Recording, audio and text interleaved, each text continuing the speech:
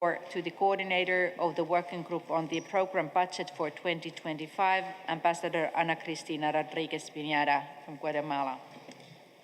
You have the floor. Thank you, Madam President. Good morning to everyone. Distinguished delegates, thank you for the opportunity to provide an update on the discussions on the proposed program budget of the Court for 2025. We have made good progress and agreed almost on all elements of the draft resolution, but we do not yet have an agreement on the figures for the 2025 budget. I have convened several rounds of informal consultations during this Assembly session, and we will meet again as soon as this plenary session is finalized.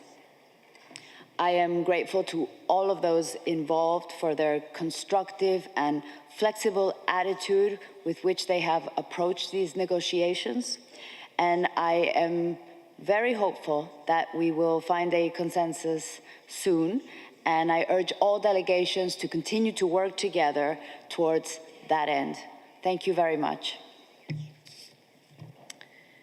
I thank you for this update and for your diligent efforts to lead the discussion to a successful conclusion. I wish you every success in bringing the mandate of the working group to a conclusion as soon as possible. I now give the floor to the coordinator of the informal consultations on the omnibus resolution, Ms. Béatrice Maillet, to brief the Assembly on the work of the omnibus resolution. You have the floor.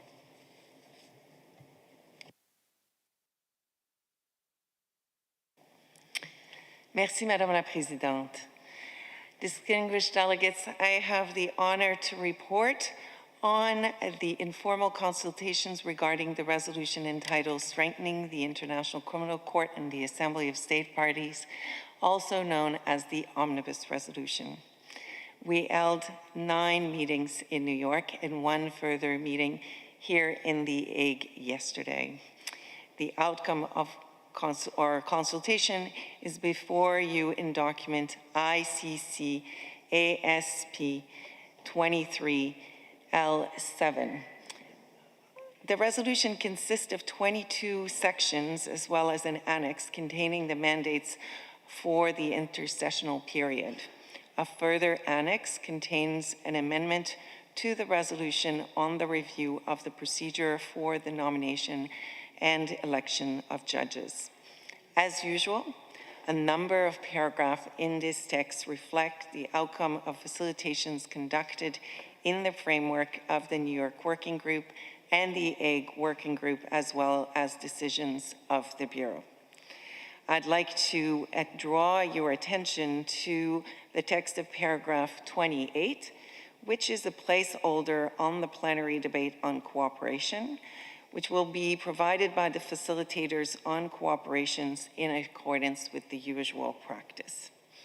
I am very pleased to say that the orange juice in the conference room yesterday was quite a success, since we now are capable to submit to you the draft resolution for consideration of the Assembly and express the hope that it will be adopted later today by consensus. Let me thank Karen, the ICC Liaison Office in New York, and her team for the support.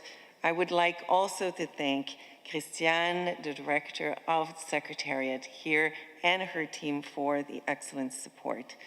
I would like to also thank all facilitators through which in their journey were able to contribute to the omnibus resolution, but also sometimes along the way streamline this lengthy text. I would also like to thank all delegations for their active and constructive contribution and look forward to the adoption of the text. Thank you. Thank you for this update and for your tireless engagement in reaching agreement on the omnibus resolution.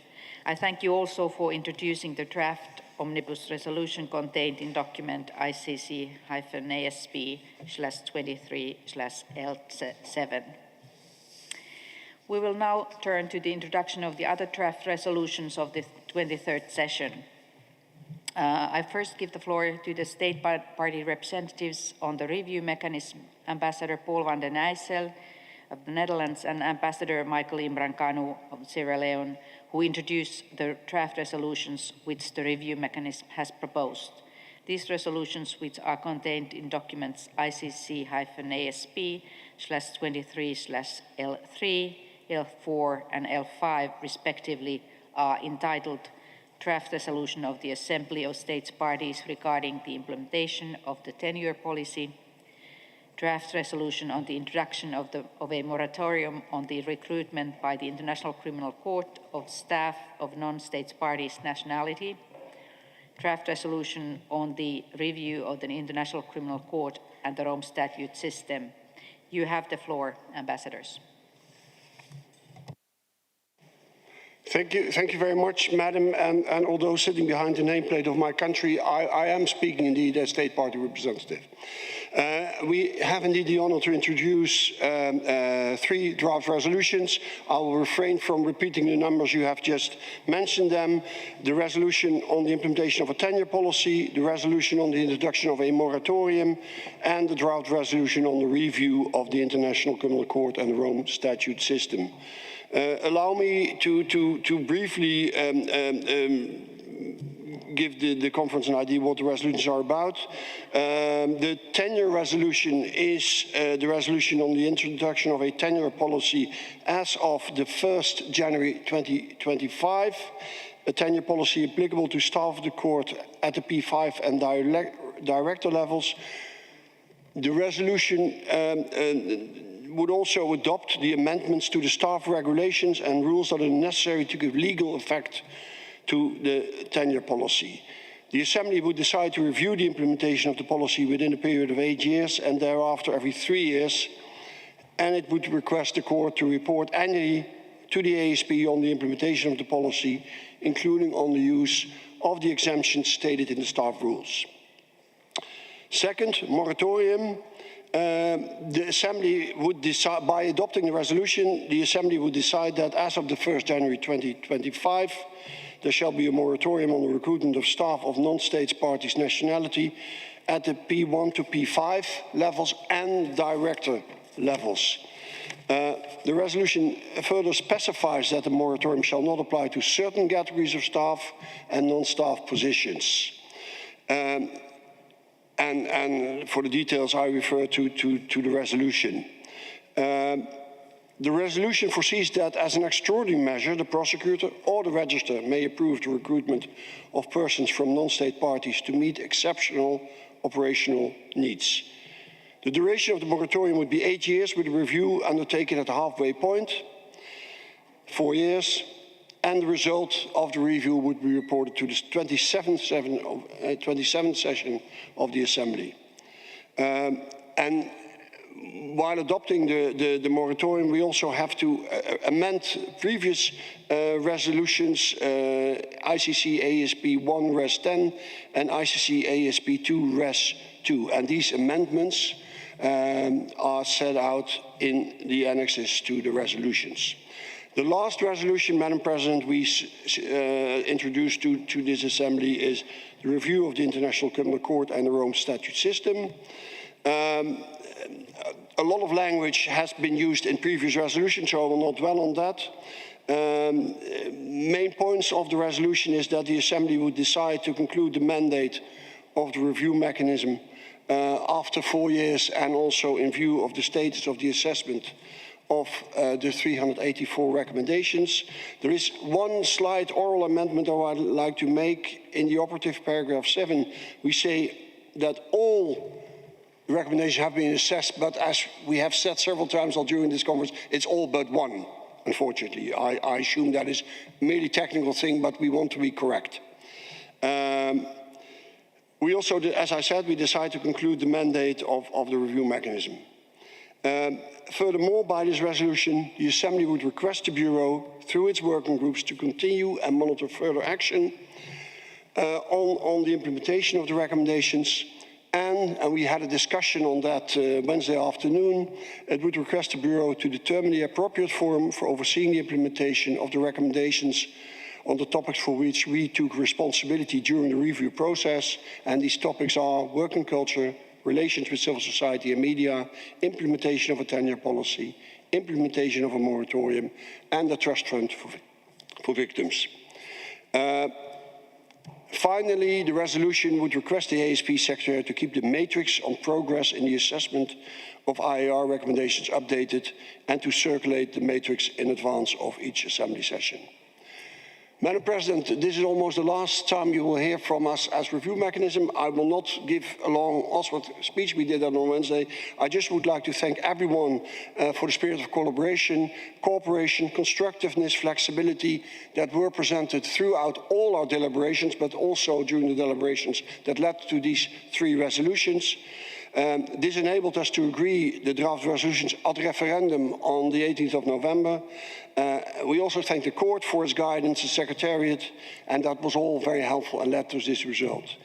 Madam President, we commend these 3 draft resolutions to the Assembly and hope that they can be adopted by consensus. I thank you very much.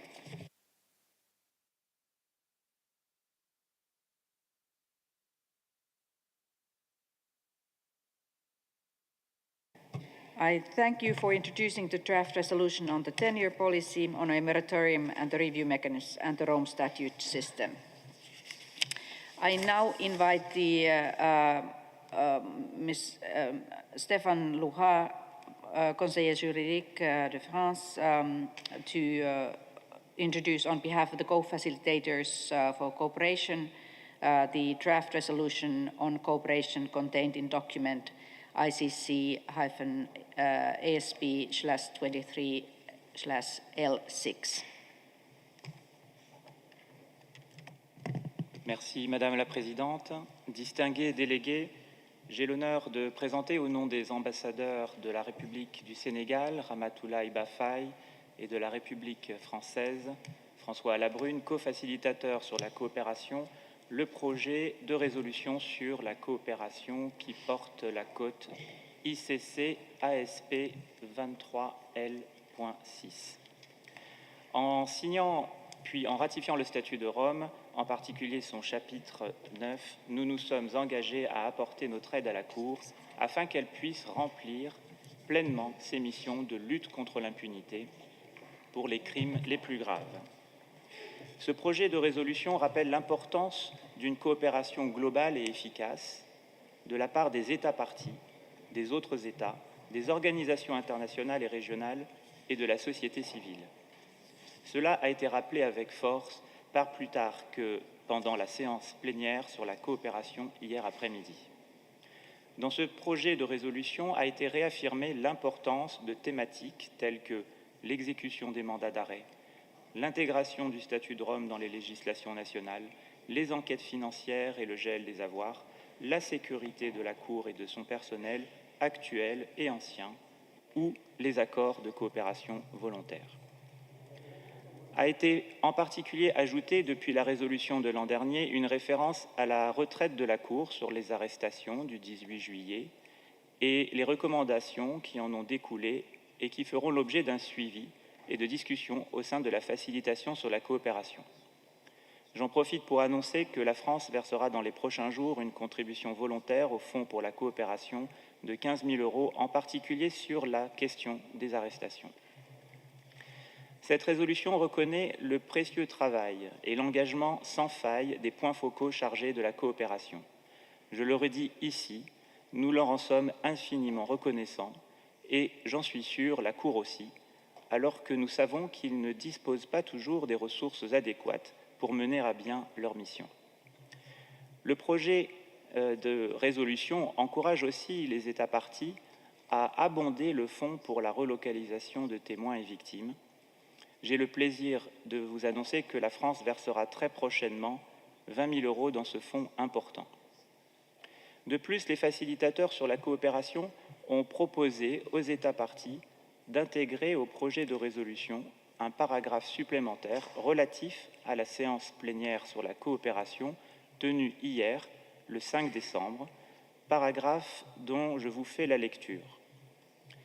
se félicite de la séance plénière sur la coopération qui s'est tenue au cours de la 23e session de l'Assemblée et qui a été l'occasion d'un dialogue renforcé entre les États parties, la Cour et les membres de la société civile sur la coopération volontaire, ainsi qu'une discussion plus technique sur les manières dont les États parties peuvent renforcer leur soutien à la Cour avec les outils existants, en particulier en signant et ratifiant l'accord sur les privilèges et immunités de la Cour. Et se félicite aussi de la signature d'un accord de coopération sur l'exécution des peines qui a été conclu entre la Pologne et la Cour lors de cette Assemblée. Je soumets donc le projet de résolution qui vous est présenté ce jour et qui a fait l'objet d'un accord par consensus au sein du groupe de l'AE et d'une approbation par le Bureau à l'examen de l'Assemblée et recommande qu'il soit adopté par consensus. Madame la Présidente, je vous remercie.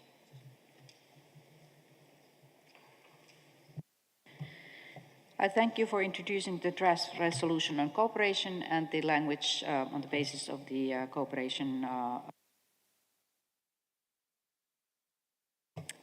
I thank you for introducing the draft resolution on cooperation and the language proposed on the basis of cooperation plenary. Distinguished delegates, we have heard the introduction of some of the resolutions of the 23rd session. I propose that we proceed to take action on the draft resolutions introduced at this morning's plenary, at the plenary meeting to be held this afternoon. May we proceed accordingly. I thank you. The Assembly will now resume its consideration of Agenda Item 4, States in Arrears. At the first plenary meeting on 2nd December 24, I informed you that the Bureau had received requests for a waiver from the loss of voting rights for the 23rd session of the Assembly from Liberia and Venezuela, and decided to recommend that the Assembly grant these requests. At the same time, the Bureau agreed to take up in 2025 the issue of possible criteria for assessing requests for a waiver from the loss of voting rights pursuant to Article 112, paragraph 8 of the Rome Statute. I see that the delegation of Argentina wishes to take the floor. I give the floor to the delegate of Argentina. Muchas gracias, señora Presidente, y buenos días. Mi delegación apoya sin hesitaciones la solicitud de Liberia que se le permita votar a pesar del atraso en el pago de sus contribuciones, a la vez que lamenta que esta Asamblea se encamine a hacer lo propio con Venezuela. Déjeme ser claro. El artículo 118, párrafo 8 del Estatuto no concede a los Estados en mora un derecho automático de obtener una exención. Y esta Asamblea no tiene una obligación de otorgarla de forma automática. Sin embargo, eso es lo que estamos haciendo aquí.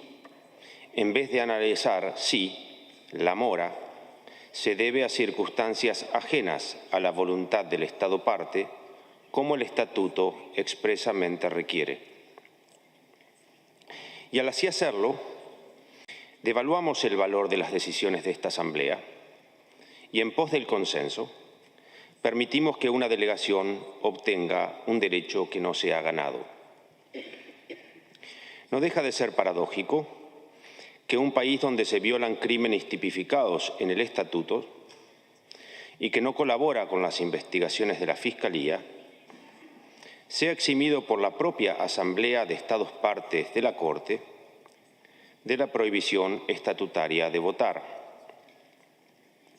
Poner en un pie de igualdad a países con genuinas dificultades de sufragar sus cuotas, con otros que solo desean blindarse de posibles decisiones que los afectan, es no solo injusto, sino francamente insultante. Señora Presidente, que el árbol no nos impida ver el bosque.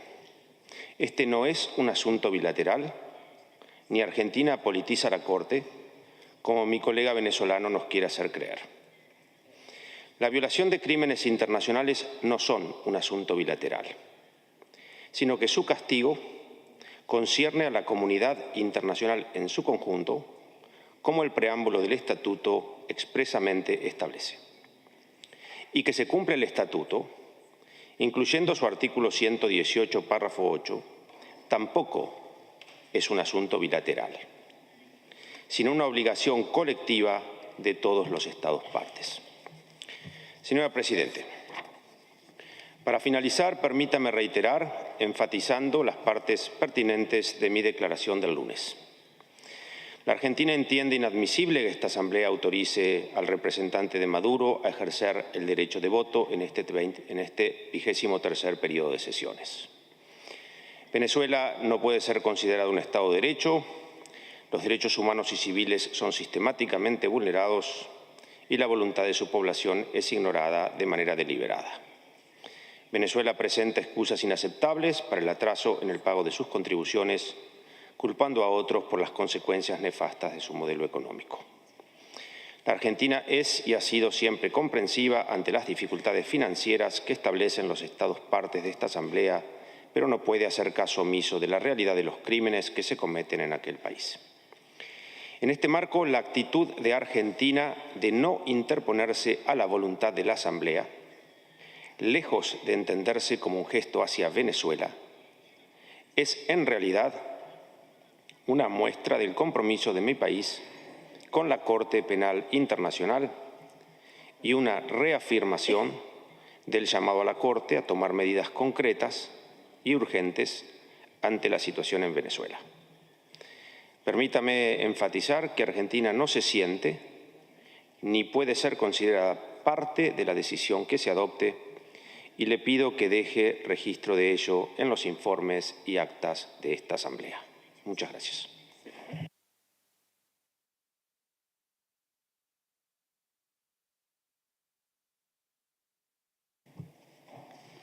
I thank you for your statement. It will be duly reflected in the records of the session. Having noted the statement by the representative of Argentina and on the understanding that Bureau shall take up in 2025 the issue of possible criteria for assessing requests for a waiver from the loss of voting rights pursuant to Article 112, paragraph 8 of the Rome Statute, may I then take it that the Assembly exempts Liberia and Venezuela from the loss of voting rights? I see no objection. It is so decided.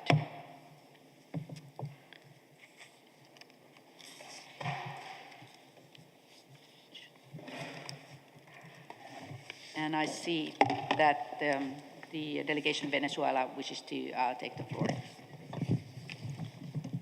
Gracias, señora presidenta. Buenos días a todas y todos.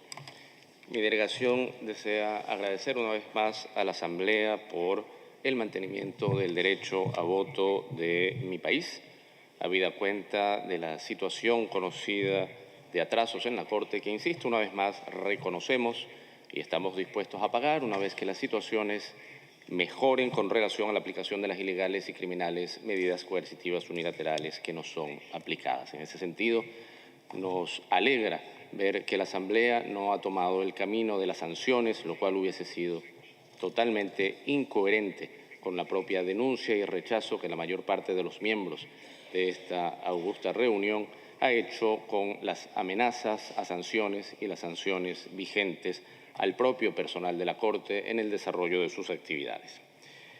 Luego de haber hecho este agradecimiento a la Asamblea y a usted misma por las distintas consultas establecidas a lo largo de estos días, quiero rechazar nuevamente el delirio del representante del gobierno de Milei, de la Argentina, que desafortunadamente continúa haciendo un vergonzoso papel tanto en este como en cualquier foro multilateral. Pasar de ser una diplomacia seria a una diplomacia de micrófono que pretende erigirse en falsa defensora, además, de derechos humanos, resulta cuando menos contraproducente, habida cuenta de la comparación a todas luces imposible entre un gobierno que coopera como el mío, un Estado que coopera con las oficinas de derechos humanos y otra que critica las propias resoluciones de esta misma Corte.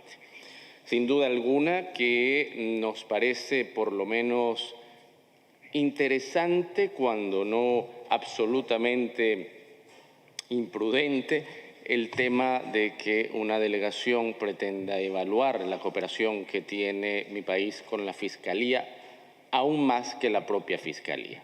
Abrir una oficina en Caracas en abril pasado es un hecho mucho mayor que cualquier argumento que puedan adelantar en esta o en cualquier sala con relación a la cooperación que está estableciendo mi país con la Corte y con los objetivos del Estatuto de Roma. Nosotros no queremos ningún gesto de la Argentina gobernada por un gobierno que utiliza la retórica, el desorden y la mentira como principios de política exterior. Nosotros queremos, deseamos y estamos absolutamente convencidos de que es necesario respetar las normas. Por eso el contenido del artículo 112.8 es claro. No pedimos una concesión automática ni de Argentina ni de nadie. Demostramos que la ausencia de pago se debe exclusivamente a la falta de posibilidad de tener nuestros recursos plenamente accesibles por confiscación de activos y por las medidas unilaterales que nos son aplicadas de forma ilegal. Eso no solo lo dicen los mandatos de Naciones Unidas, eso está absolutamente demostrado. Una vez que esas medidas dejen de surtir efecto, nosotros volveremos a recuperar el derecho a voto de manera automática, allí sí, no solo en esta, sino en todos los foros en los que lamentablemente ocurre la misma situación, porque el mundo se ha encaminado hacia una peligrosa vía sancionatoria que no solo violenta la ley internacional, sino que además impide, por supuesto, una acción multilateral efectiva. En tal sentido, señora presidenta, finalizo esta intervención nuevamente agradeciendo a esta plenaria y siendo muy enfático, no solo en el rechazo a lo manifestado por el representante del gobierno de Javier Milei, sino sobre todo frente al agradecimiento que tenemos a esta Asamblea por haber respetado la norma específica que regula la materia en relación a los atrasos. Gracias, señora presidenta, y agradezco, por favor, que esta intervención también sea considerada dentro de su informe.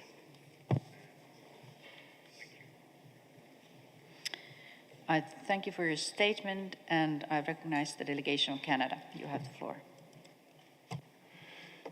Thank you, Madam President, and thank you very much for your commitment to ensure that the Bureau works on matters of criteria for waivers. Very much share the concerns of our Argentinian colleagues' delegation. Important issue. Now there are still ongoing discussions about budget. Arrears is a genuine issue that need to be addressed. The statute addresses this issue. Now, as we're discussing, as we're coming to the end of the discussion on budget, I think that is very pertinent that we address the issue of arrears. Again, as I mentioned on Monday, there needs to be work in the Bureau in 2025 about those criteria so as to avoid those that use of time in plenary, and we come up with a structured approach to that. This is the second year that Canada makes that intervention. I want to put on notice that if there is no work in 2025 on this important matter, Canada might have to join in denying waiver. I cannot make the same statement next year as I did for the last two ASPs. Thank you. I thank you for this statement. I do not see any other statements, and I would just note that the Assembly has thus concluded its consideration of Agenda Item 4. The Assembly will now resume its consideration of Agenda Item 12, election of the members of the Board of Directors of the Trust Fund for Victims. At the first plenary meeting, the Assembly did not elect the member of the Board of Directors of the Trust Fund for Victims to fill the seat allocated to the African group, since there were 2 candidates to that 1 seat. On 5th of December 24, the Embassy of Democratic Republic of the Congo has indicated in a note verbal that in the interest of consensus, the government had withdrawn the candidature of Ms. Jean d'Arc Kayeruka Mukaere for election to the Board of Directors of the Trust Fund for Victims. I thank the government of the Democratic Republic of Congo for its flexibility. There is therefore 1 candidate from the African group, Mr. Ibrahim Sori Yillah of Sierra Leone. And since the number of candidates corresponds to the number of vacant seats for the African group, namely 1 seat, I propose that the Assembly dispensed with the secret ballot and elect the candidate, Mr. Ibrahim Seri Yillah of Sierra Leone, by acclamation. Does the Assembly agree to elect Mr. Ibrahim Sori Yillah by acclamation? I see no objection. Mr. Ibrahim Sori Yillah from Sierra Leone is elected to the Board of Directors of the Trust Fund for Victims. I congratulate Mr. Yillah and wish him every success in his term of office. The Assembly.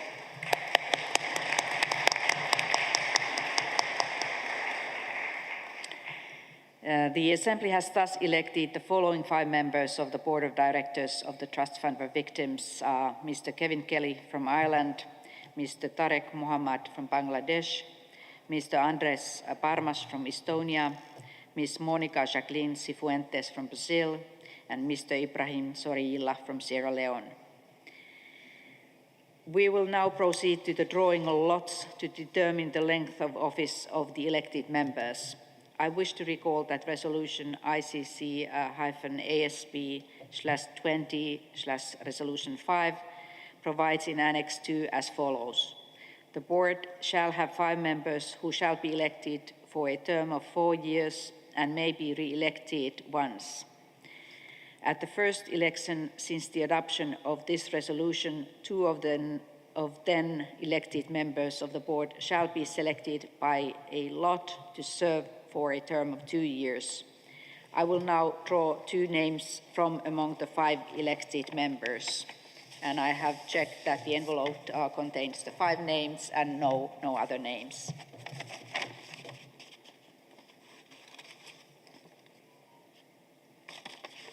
have to make sure that I have only 2 names. And these are the ones.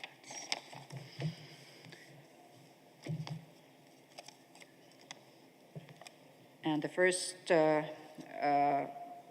name on the paper is Monica Jacqueline Cifuentes. And the second one is Yillah Ibrahim Sori. The names, the 3 other elected members of the board will serve of 4 years. The terms of all members elected at this session shall begin on 6 December 2024. We have thus concluded our consideration of agenda item 12. The Assembly will now resume its consideration of agenda item 13, election of 5 members of the Committee on Budget and Finance. At the first plenary meeting on 2nd December 24, the Assembly decided to defer the election of the members of the Latin American and Caribbean group. I understand that we are now in a position to proceed to the election of a candidate to fill the seat allocated to the CRULAC. Since the number of candidates corresponds to the number of vacant seats for the group of Latin American Caribbean states, namely 1 seat, I propose that the Assembly dispense with the secret ballot and elect the candidate, Mr. Hector Felix Romero of Argentina, by acclamation. And I see that the delegation Venezuela wishes to take the floor. I give the floor to Venezuela. Gracias, señora presidenta. Sobre este tema, mi país había presentado reservas asumiendo el principio de reciprocidad que nos sorprendió en la primera presentación de este punto. Habida cuenta de los acontecimientos que han seguido, Venezuela tampoco desea bloquear el consenso. Venezuela, sin embargo, tampoco puede sumarse a un consenso absoluto.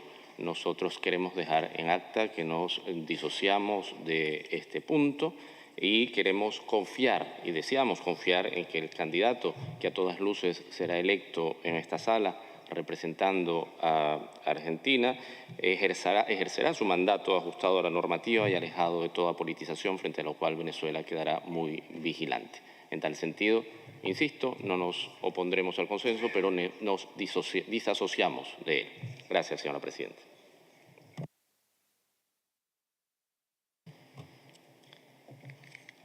I thank you.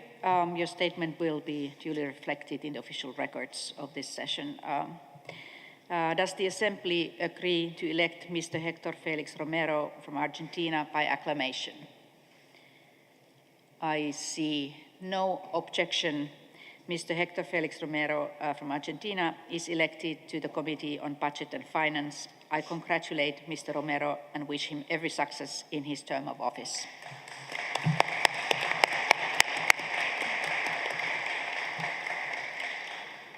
The Assembly has thus elected the following 4 members of the Committee on Budget and Finance: Mr. Jae-woo Kim, Republic of Korea; Mr. Hector Felix Romero from Argentina; Mr.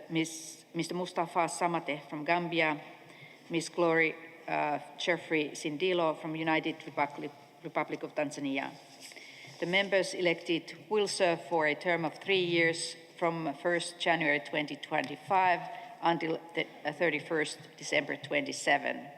In accordance with Resolution ICC-ASP22 Resolution 8, they may be re-elected for no more than 2 further terms of 3 years.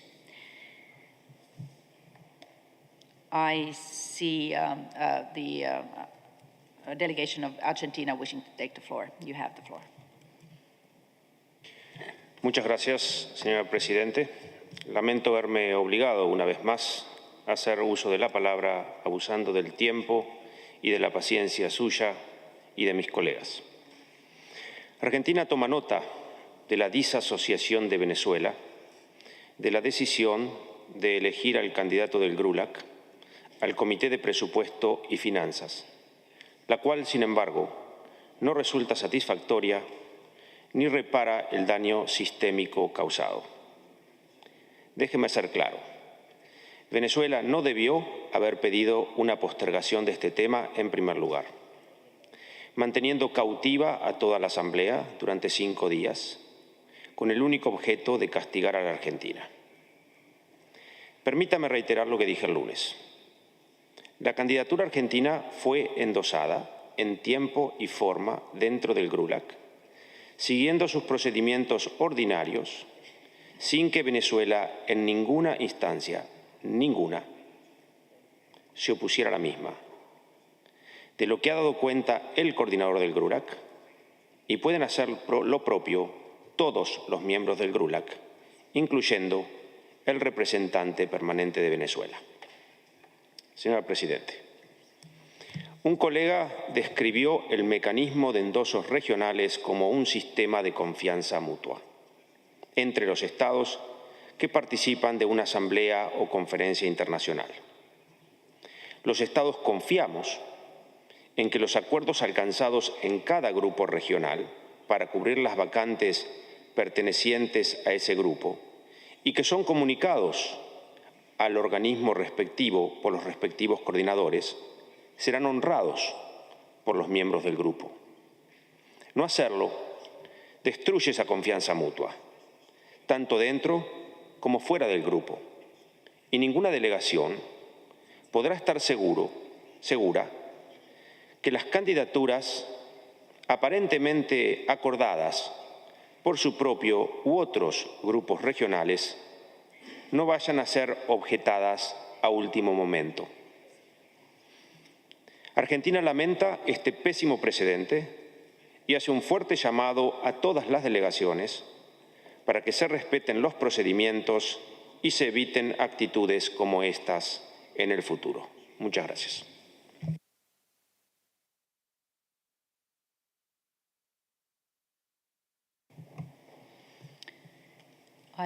Thank the delegation of Argentina, and I do not see any further requests for the floor on this agenda item, and we have thus concluded our business for this consideration of this agenda item 13. And we are also concluded thus our business for this morning's plenary. This afternoon's plenary will most likely start a little bit later than 15 hours that was announced in the journal. We will send a message indicating the exact time of the starting of the plenary. We will proceed to adopt the draft resolutions of the 23rd session in the afternoon plenary, and I hope to see all delegations back in this plenary room this afternoon.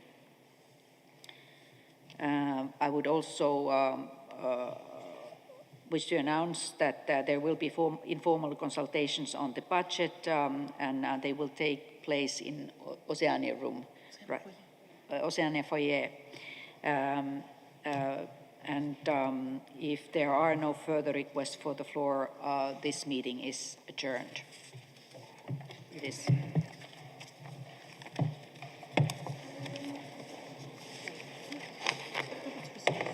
Yeah, I mean, you don't need. Okay. It's fine. Okay. Okay. Yeah.